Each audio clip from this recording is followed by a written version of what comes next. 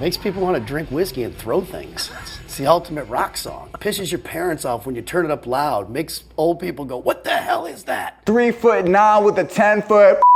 The album sounded like a dirt bike, it smelled like whiskey, and it felt like a monster truck doing donuts at a mall parking lot at 4 a.m. My name's JSky, and in this video, we're gonna be talking about the one and only Kid Rock. He's the white trash prince of rap rock, MTV superstar, tabloid nightmare, and from Detroit. Country crossover legend, love him or hate him, he owned the Y2K era like nobody else. And this is the chaotic genius of Kid Rock. I was 8 in Florida when Devil Without a Cause dropped, and that CD was on repeat. Every lyric memorized, every song I'd perform on my karaoke machine. I'd hop on my bed as if it was a stage. Strobe lights bouncing off the walls, and my mom's drug dealer friends were my audience. Like Kid Rock, Fred Durst, Eminem, the unfiltered chaos that they represented. I didn't just listen to him, I wanted to be him. Before he exploded in the mainstream, Kid Rock hung out in the Detroit hood, freestyling with street credibility and soaking up rap culture. But he was really from across the tracks. His dad owned a car dealership, and he knew what it was like to have a glimpse of a more comfortable life. By 17, he was already a father, trying to juggle a music career while raising a son. The music he was making were all late 90s fads. Some were dope, some were whack, some were ahead of their time. But at the end of the day, he was making strides, and this got him that much closer to the deal he landed that became Devil Without a Cause. Devil Without a Cause was Kid Rock's explosion onto the scene. It was genre bending, mixing rap, rock, country, and a hint of metal. Suddenly, Detroit's basement kid was everywhere. Prior to this, the only rap rock mix was like Ice-T with Body Count and Run DMC with Walk This Way and Aerosmith. But there was nothing like Kid Rock's music up until this point. And if you remember that music video, he came out in the middle of the field with a huge jacket on. It was red or green, I don't remember, let me know in the comments. Matching hat, I think like a fucking pimp stick, and he just like leans back and he's like, yeah! That shit was crazy. Cowboy blended southern swagger with hip-hop bravado and hit the Billboard Hot 100. Only God knows why, shocked the fans with a sensibility that people didn't know he had in him. Reaching number 19 on the Hot Billboard charts, which later foreshadowed music he dropped like Picture with Sheryl Crow. And some of the dopest tracks on the record is the title track, Devil Without a Cause, featuring his little cousin Josie.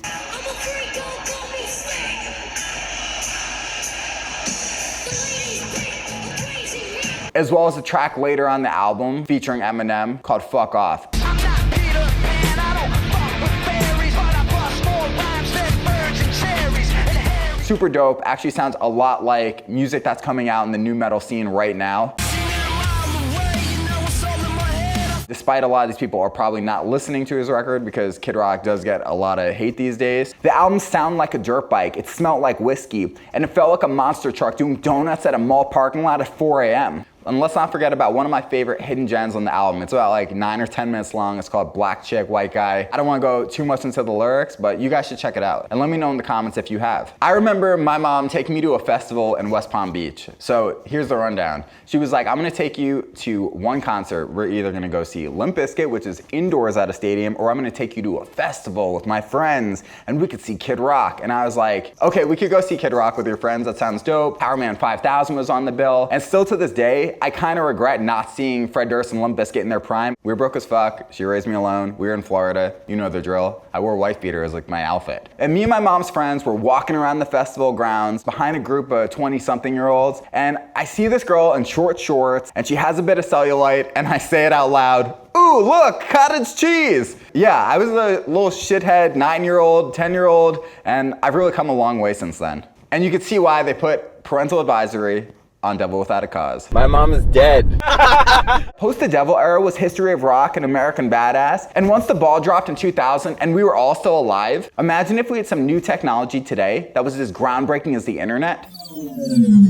Part compilation, some new material, all Kid Rock chaos. Tracks like Forever and Cocky kept that high energy, party vibe alive. While the album conveyed, he can mix storytelling, humor, and rock and roll swagger. The single American Badass became the anthem of the era, sampling Metallica's Sad But True. The single dominated radio and MTV, solidifying his American outlaw persona and keeping him at the center of mainstream attention. By 2002, Kid Rock was still the party outlaw, but the emotional side was coming forward. He could rage on stage and then deliver honesty in a ballad. This all came together in Picture with Sheryl Crow, a tender acoustic ballad that shocked fans and critics alike. It was his first crossover hit, bridging country, rock, and pop. After Picture, Kid Rock leaned even further in the Southern rock and Americana. He collaborated with legends like Willie Nelson and proved he could hold his own in the country world. Albums like Rock and Roll Jesus brought hits like All Summer Long, with that Sweet Home Alabama Leonard Skinner sample. A nostalgic summer anthem, blending classic rock and country vibes. We were trying different things, we were smoking funny things, singing Sweet Home Alabama all summer long. Yeah, that shit's catchy. Adam Sandler. That shit's catchy. Don't sound fucking Adam Sandler. Fucking Adam Sandler. He never lost the chaos. Drunk interviews, getting in people's faces, doing all kinds of crazy shit you could find all over the internet. He was messy, loud, and unapologetic, and that's what everyone loved about him from the start. Meanwhile, some people still showed up to the shows, bought the albums, and respected his authenticity. Kid Rock's genre-bending influence and blue-collar swagger influenced a generation. Without Kid Rock, there'd be no Post Malone, Jelly Roll, Uncle Kracker, even MGK. The hip-hop, rock, and country blend that he created is embodied in their DNA. Kid Rock was chaos in human form, and that chaos inspired me. That cocky attitude, that swagger, I wanted it. I wanted to be a rock star, and I'll never forget 1999 and how Kid Rock made me feel. He gave me a bit of confidence.